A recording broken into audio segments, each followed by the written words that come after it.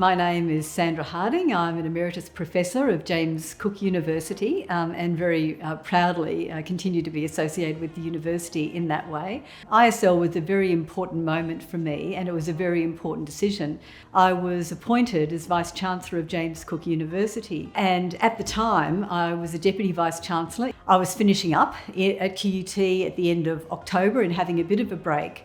But I didn't just want to have a holiday. I really wanted to have a break which was led very much by an opportunity to reset. I had the support of the university to do that activity and therefore went to Millbrook and did the ISL and had a wonderful time.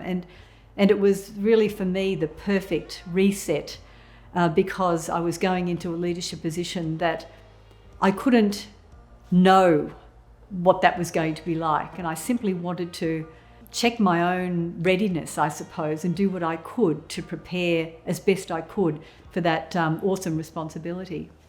Leadership development is critical. I think it's critical for all of us, and it's critical for us whether you're in that ultimate leadership position or a penultimate leadership position or a leadership position within an organisation, because at one level, everyone leads. Everyone's responsible for what it is they're doing.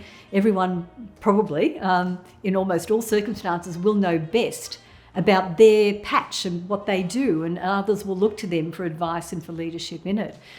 The idea that someone has ever done in a leadership sense, I think, is just incomprehensible to me.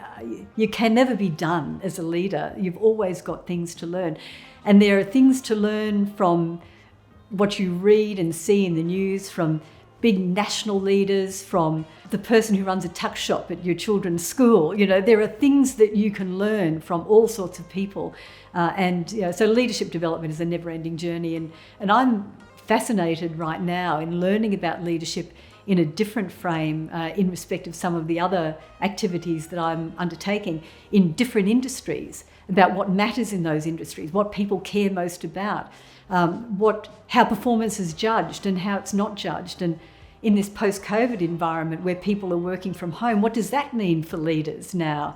It's not simply about recreating a past era. It really is about leadership in this new age, and what does that look like now? And leaders learned a lot through the pandemic, I think. I certainly can recall that the idea of working from home, we would be troubled by. People would be, I don't know, working from home, how will we know whether somebody is doing the right job? But here we were pretty much all working from home. We came to learn to trust that.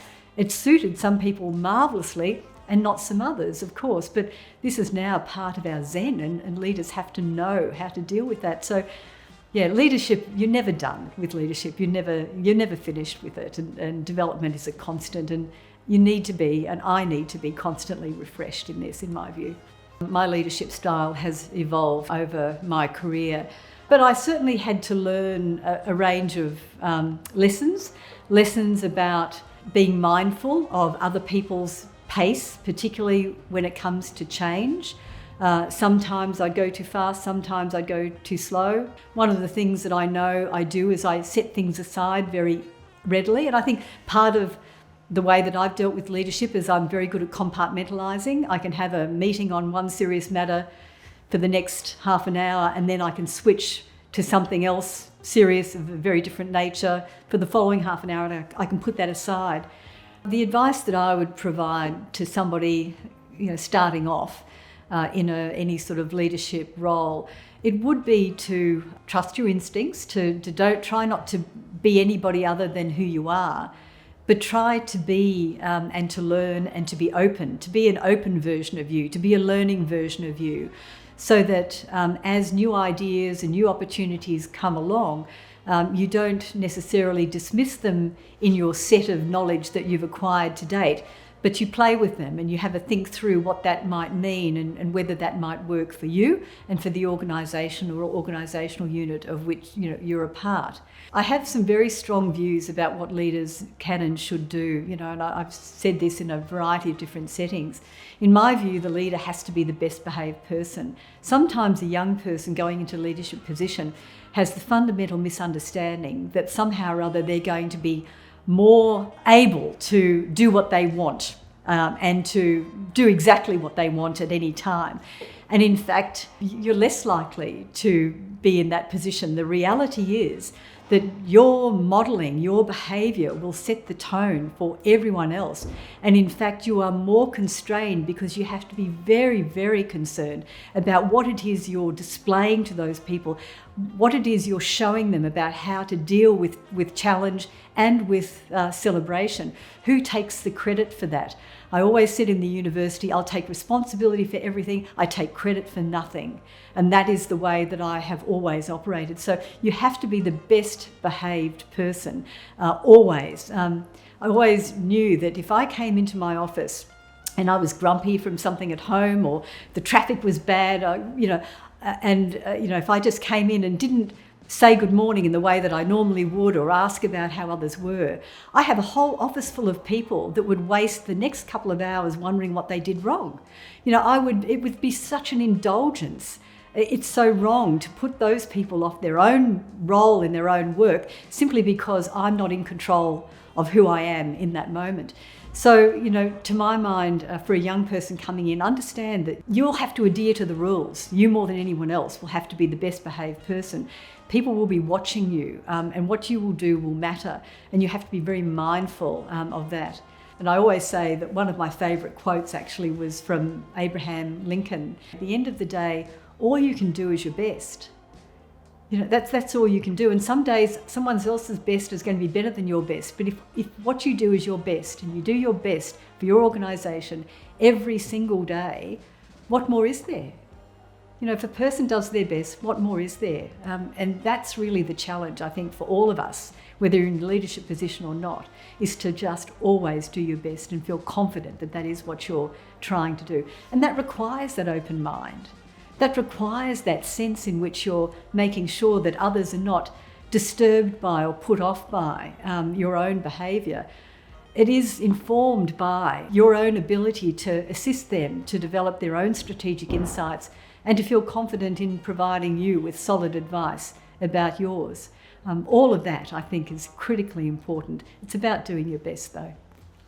So I think there are some emerging issues, or some that have been emerging for a long time, quite frankly, and that we still have not grappled with satisfactorily, in my view. So new age leaders, like those who've gone before, need to continue to struggle with equity and diversity within organisations. We still have too few women percolating through to the highest levels of organisations. And then you add that to that, this vast multicultural communities of which we are so wonderfully a part these days, where you've got large numbers of people who are first or second generation Australians and New Zealanders, for example, who are coming through the system. We need to make sure that our boards, that our senior executives are truly representative of those people, even though many of our structures and processes still are not fit for purpose, quite frankly, to make sure that women